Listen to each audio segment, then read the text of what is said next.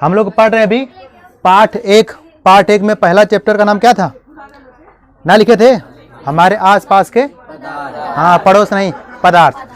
अब इसमें हम देखे थे बहुत चीज़ हम लोग पढ़ लिए कि पदार्थ क्या होता है। हम लोग पहले चैप्टर में शुरुआती दौर में क्या पढ़े थे? सबसे पहले कि पदार्थ क्या होते हैं। कल हम आप लोगों को बस बेसिक चीज़ें लिखवाए थे। वैसे पदार्थ क्या होते हैं, पदार्थ की परिभाषा आप लोग पढ़ लिए हो, लिख भी लिए हो। तो सिंपल सा है कि अगर हम किसी भी वस्तु को कहीं भी अगर हम रख दिए तो अगर रखने के बाद वह जगह घेर रहा है और उसमें कुछ वजन है, वह भारी है और उसमें अवस्था परिवर्तन का गुण पाया जाता है। अवस्था परिवर्तन का मतलब मान लो अगर कोई चीज़ भारी है, हम उसको उठाएंगे तो वो आसानी से नहीं उठेगा। हम जितना बल लगाएंगे पहले उस बल का वो विरोध करेगा। जब हम उससे ज़्यादा बल लगा लेंगे तब वो उठ जाएगा। तो जब तक वह नहीं उठा था वो हमारे द्वारा लगाए गए बल का क्या कर रहा था? विरोध कर रहा था। तो इसी को हम लोग बोलते हैं जड़त्व। ये हमारा 9 में आपका विज्ञान वाला जब चैप्टर शुरू होगा, भौतिक विज्ञान, उसमें पढ़ना रहेगा तो हम वहाँ पर पढ़ेंगे। फिलहाल में आप देखो, अब हम देखेंगे अगर हमारे पास कोई ठोस है या द्रव है या गैस है तो क्या हम ठोस को द्रव में बदल सकते हैं या द्रव को गैस में बदल सकते हैं या गैस को ठोस में बदल सकते हैं? मतलब एक पदार्थ की अवस्था को दूसरी अवस्था में बदल सकते हैं कि नहीं? तो आप लोग पहले हमको बताएंगे कि यदि हमारे पास कोई चीज़ ठोस है तो क्या हम उसको ठोस के अतिरिक्त किसी दूसरे अवस्था में बदल सकते हैं? बदल सकते हैं। तो जब हम बदल रहे होते हैं तो उसी में ये सब टर्म आते हैं कि कभी हम गलनांक का नाम सुनते, कभी क्वथनांक का, कभी हिमांक का, कभी वाष्पन का और कभी संघनन का। तो सबसे पहले हमारा गलनांक। गलनांक का मतलब होता है, अब हम समझेंगे, परिभाषा आप लोगों को रटनी नहीं है, बस समझनी है। देखो गलनांक का मतलब है गलना। अच्छा, कोई भी चीज़ गलेगी कब?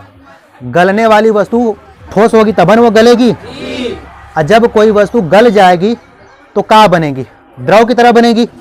जैसे हमारे पास अगर मान लीजिए बर्फ़ है, जब बर्फ अगर ठोस अवस्था में होता है, जब गल जाता है तो क्या बनता है? द्रव।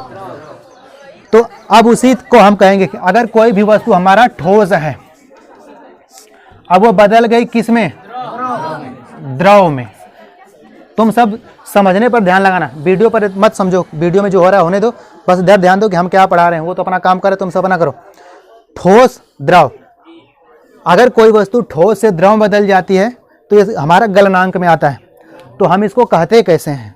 तो अगर हमारे पास कोई ठोस है तो वो अपने आप रखे रखे द्रव में थोड़ी बदल जाएगी। जैसे हमारे पास चाक है, ये रखे रखे द्रव में थोड़ी बदल जाएगी। तो उसको अगर बदलना है, या हमारे पास लोहा है या सोना या चांदी, ये सब ठोस हैं, अगर इनको बदलना है द्रव में तो हमको इसको गर्म करना पड़ता है। जब गर्म करेंगे तब वो बदलेगा। तो जब गर्म करेंगे तो उसका एक निश्चित तापमान होता है। अब ऐसा नहीं है कि लोहा है या कुछ है तो हम उसको 10 डिग्री सेंटीग्रेड पर गर्म करेंगे तो वो बदल जाएगा, तो ऐसा नहीं है। जितने भी चीज़ होते हैं उनके गलने का एक टेम्परेचर होता है। जब तक हम उतना टेम्परेचर नहीं देते हैं तब तक वह उस अवस्था में नहीं बदलता। तो उसी टेम्परेचर को ही हम लोग बोलते हैं गलनांक।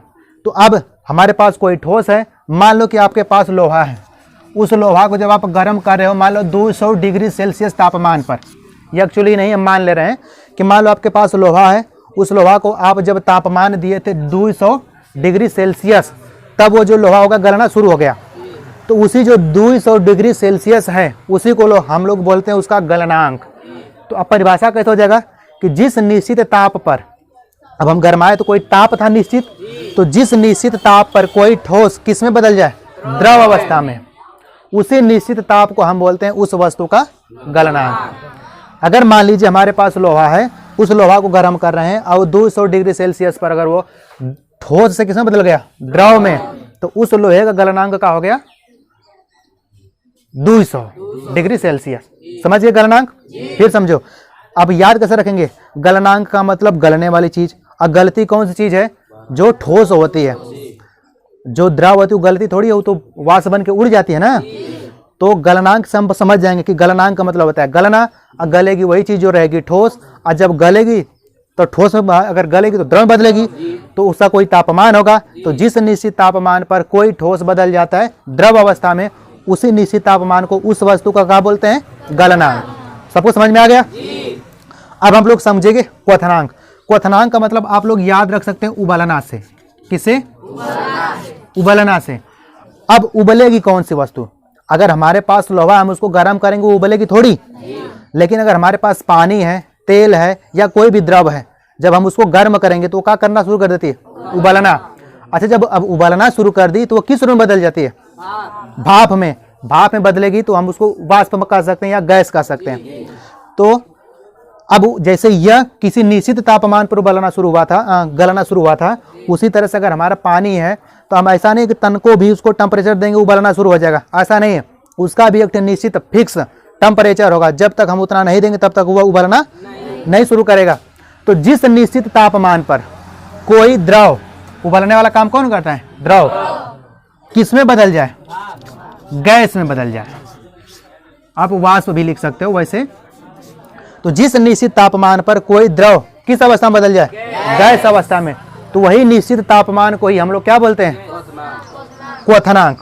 अगर पानी है, पानी 100 डिग्री पर उबलना शुरू कर देता है, खौलना शुरू कर देता है, तब इसका मतलब पानी का जो क्वथनांक होगा कितना हो गया?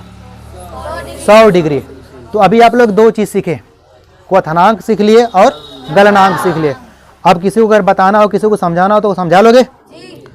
कुछ नहीं करना, बस याद रखना है कि क्वथनांक का मतलब उबलना। उबलेगी वही चीज़ है जो होगी द्रव, और जब उबल जाएगी तो ठोस थोड़ी बनेगी, तो गैसें बनेगी। उसी तरह से गलनांक बताना हो तो गलनांक का मतलब गलेगी वही चीज़ें जो रहेंगी ठोस, और ठोस से बदलेगी किसमें? द्रव में, तो हो जाएगी हमारा गलनांक। अब इसके बाद हमारा क्या है? देखो हिमांक है। हिमांक का मतलब होता है बर्फ। हिमांक का मतलब बर्फ। अब इसको याद रखो ऐसे, हिमांक का मतलब एकदम बर्फ नहीं होता, मतलब आप लोग समझेंगे। हिम का मतलब होता है ठंडा, ठंडा। अब हमारे पास मान लो द्रव है, द्रव है, और यहाँ पर हम उसको बना दिए ठोस। आप लोगों के पास फ्रिज होता है? अगर फ्रिज में हम अगर पानी रख देते हैं तो पानी कुछ समय बाद, मान लो खूब आप उसका फ्रिज को ठंडा करने वाला पूरा बढ़ा दिए हो, तो 2-3 घंटा के बाद जो आपका पानी होता है वो बर्फ बन जाता है। टेम्परेचर कम करे थे तो वो किस अवस्था में बदल गया? द्रव अवस्था में। तो जब कोई भी हमारे पास द्रव हो वो किस अवस्था में बदल जाए? ठोस अवस्था में। तब अब अपने से तो हुआ नहीं, उसका भी टेम्परेचर था, उतना टेम्परेचर दिए तब बदला है। उसी टेम्परेचर को हम बोलते हैं उसका हिमांक। तो परिभाषा क्या हो जाएगा कि जब कोई तापमान हो या जिस निश्चित तापमान पर कोई द्रव किस अवस्था में बदल जाए? ठोस अवस्था में बदल जाए, तो उसी तापमान को ही हम उस वस्तु का क्या बोलते हैं? हिमांक बोलते हैं।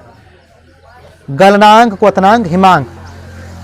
द्रव से ठोस में बदला तो क्या हो गया हमारा? हिमांक। द्रव से गैस में बदला तब क्या हो गया हमारा? क्वथनांक।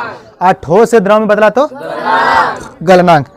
अभी दो चीज बाकी हमारे, वाष्पन और संघनन। इसको हम लोग अगली कक्षा में देखेंगे, ठीक है।